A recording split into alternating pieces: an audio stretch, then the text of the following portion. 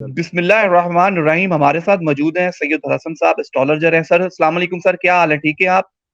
जी वालेकुम अस्सलाम। अल्हम्दुलिल्लाह, आप सुनाए? ठीक ठाक हैं, खैरियत से हैं? जी सर, अल्लाह का करम। सर बताइएगा, एक नई पार्टी की बुनियाद रखी गई है इस्तेकाम में, पाकिस्तान पार्टी। इसका जायचा जो आपने बनाया होगा, आप बताएं फ्यूचर में, और जहांगीर तरीन साहब का फ्यूचर और बाकी जो रहनुमा है उनका फ्यूचर क्या कहता है? जी देखिए, जायचा बिल्कुल बनाया है। इस्तेहकाम पाकिस्तान पार्टी का नाम है। और इसका जो मुझे टाइम मिला था कि जिस टाइम ये पार्टी मार्ज वजूद में आई है, तो 8 आई थिंक जून है। और उसके साथ शाम कुछ टाइम था इसका, 4 5 6 5 6 के दरमियान का टाइम था। तो उसका हॉरोस्कोप तो बनाया है। तो देखिए, हॉरोस्कोप पे भी बनाया, उस पर मैं वीडियो भी बना चुका हूँ इसकी पार्टी के हवाले से। देखिए, जिस टाइम ये पार्टी मार्ज वजूद में आई है, तो इस पार्टी का जो असेंडेंट है वो है जी एरीज असेंडेंट बना है इस पार्टी का। सॉरी, स्कॉर्पियो असेंडेंट है इस पार्टी का। स्कॉर्पियो का रूलर होता है मार्स, मंगल। तो मंगल हम सभी जानते हैं कि ये हमारी chief of the army staff को भी रिप्रेजेंट करता है। मार्स हमारे, अगर हम देखें पैदाइशी जायचे में। लेकिन चूंकि ये वाटर एलिमेंट में है, ये राशि जो है ये वाटर एलिमेंट है, तो इसका हमने देखना होता है कि इसका लॉर्ड कहाँ पर प्लेस है। देखिए, जिस टाइम ये जायचा बना है, इसका लॉर्ड जो है वो बिल्कुल बहुत अच्छा प्लेस था, लक के हाउस में प्लेस है। और उसके साथ वीनस की प्लेसमेंट भी है। ठीक है, जब भी आपका लग्नेश जो है वो आपके पैदाइशी जायचे में अच्छे घर में प्लेस होता है, मीन्स के 9वें घर में प्लेस होता है, तो पार्टी बनने के बाद आपकी लक आपकी बहुत ज्यादा फेवर में आना शुरू हो जाती है। नंबर एक तो बात ये है। लेकिन इसमें हमने और बहुत सी चीजों को भी देखना है। देखिए, ये पार्टी की लक तो फेवर करेगी। आप देख ले, इसका लग्नेश जिस टाइम पे ये बनी है वो 9वें घर में मौजूद है। और 9वें घर के मालक को भी हमने देखना। 9वें घर का मालक तीसरे घर में मौजूद है। और तीसरे घर में जो है वो, देखिए, मार्स है, मंगल है इसका प्लेनेट, जो है स्कॉर्पियो का रूलर है। और बेसिकली मार्स के दो हाउसेज हैं, एक तो एरीज का असेंडेंट है मार्स, और इसके साथ स्कॉर्पियो का असेंडेंट है मार्स। तो एरीज जो है वो फायर एलिमेंट है, वो राशि फायर है। लेकिन स्कॉर्पियो राशि जो है वाटर एलिमेंट राशि है। और इसी तरह से आप देखेंगे कि जब वाटर एलिमेंट में मार्स मंगल होता है, तो उसमें थोड़ा सा बहुत अच्छा परफॉर्म नहीं करता मार्स को। ठीक है, इस हवाले से हम इसको प्रेडिक्ट कर सकते हैं। ये टाइम तो अच्छा था जिस टाइम ये पार्टी मार्स वजूद में आई, तो लेकिन इसका लग्नेश तो अच्छे घर में बैठा हुआ, लेकिन वाटर साइन में है, तो इसमें पार्टी में कुछ आप देख सकते हैं कि फ्यूचर में नंबर एक तो इस पार्टी को बनाने के पीछे कुछ और मजीद लोगों का हाथ भी हो सकता है। ठीक है, एक तो जो पार्टी के सदर है उनका भी है। और साथ वीनस की प्लेसमेंट है। वीनस से जब ये जायचा बना है, तो इनके 12वें का मालक भी है वीनस, और छठे का सॉरी इनके 5वें सॉरी 7वें का मालक भी वीनस है। ये भी लक के हाउस में मौजूद है इनके साथ, 9वें घर में। ठीक है, इसमें हम ये भी अंदाजा लगा सकते हैं कि इसमें पैसा बहुत ज्यादा इन्वॉल्व है जब ये पार्टी बनी है। और इसमें बहुत सी हो सकता है कुछ बैरूनी ताकतें भी इन्वॉल्व हो सकती हैं जब ये पार्टी मार्ज वजूद में आई है। ठीक है, क्योंकि 12वें का मालक भी 9वें घर में मौजूद है। तो पैसा और ये सारी चीजें जो है वो, और जो लोग इस पार्टी में आए हैं वो जस्ट पैसे की खातिर ही इस पार्टी में आते हुए नजर आ रहे हैं, क्योंकि लग्नेश और वीनस इकट्ठे हैं।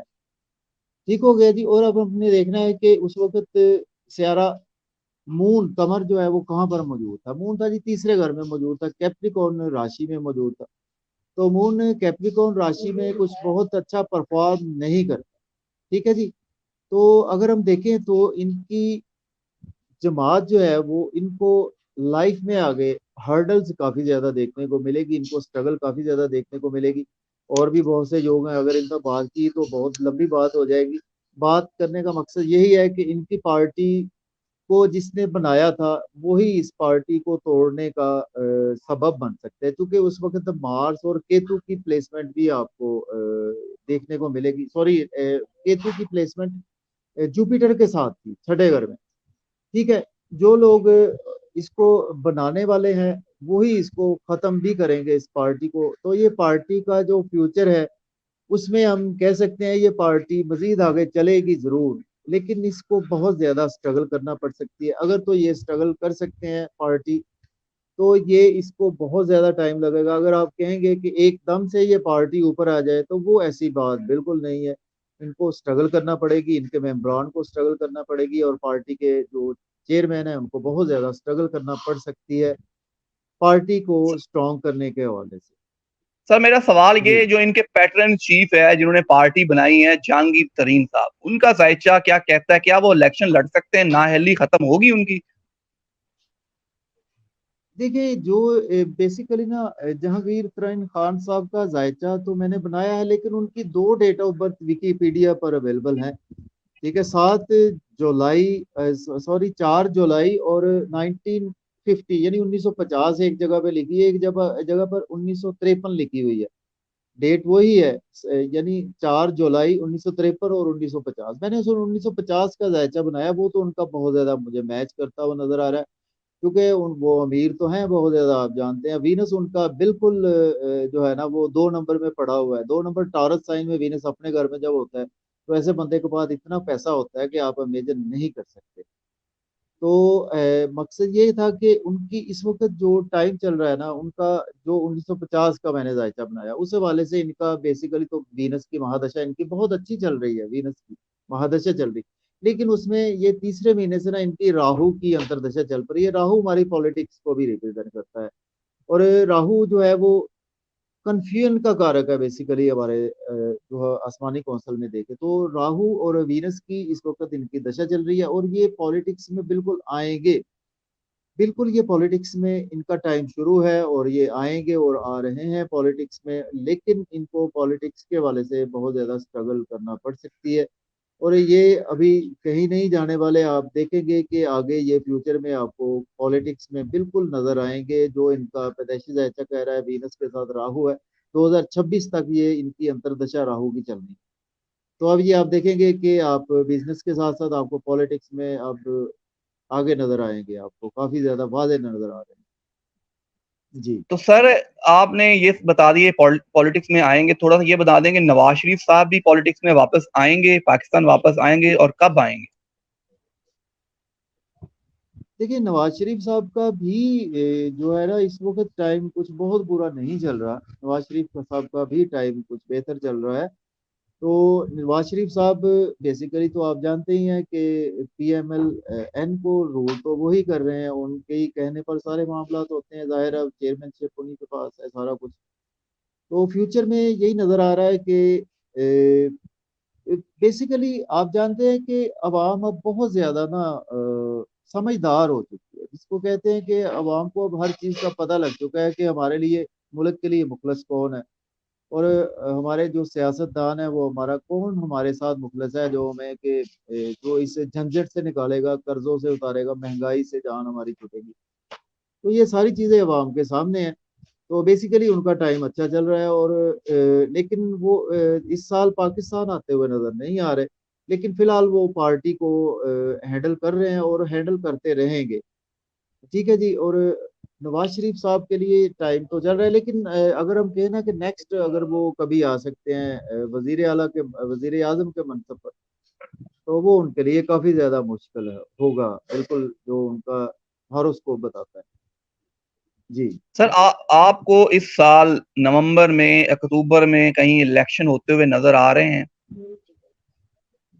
जी, नवंबर के बाद सर बिल्कुल चांसेस बनेंगे इलेक्शन के। आप देखेंगे कि जैसे मैंने बताया कि ये सारे योग बने हुए, उस वक्त तक तो बिल्कुल कोई चांसेस नहीं, 4 नवंबर तक तो कोई चांसेस नहीं है इलेक्शन होने के। उसके बाद बिल्कुल ये टाइम शुरू होगा पाकिस्तान के जायचे में, कि आप देखेंगे कि इलेक्शन की गहमा गहमी बहुत ज्यादा जोर पकड़ेगी।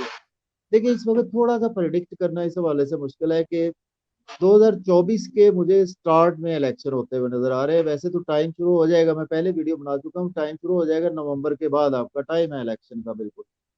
तो अक्टूबर तक तो इलेक्शन होते हुए नजर नहीं आ रहे। तो ये आप हो सकता है कि 2024 के फरवरी, जनवरी, फरवरी, मार्च तक जा सकते हैं इलेक्शन, 2024 तक।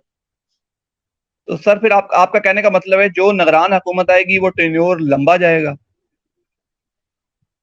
जो फिलहाल निगरान हुकूमत आएगी, जी बिल्कुल, उसका तो टेन्योर आप देख रहे हैं कि लंबा ही जा रहा है, और मजीद थोड़ा सा एक्सटेंड भी हो सकता है इसमें।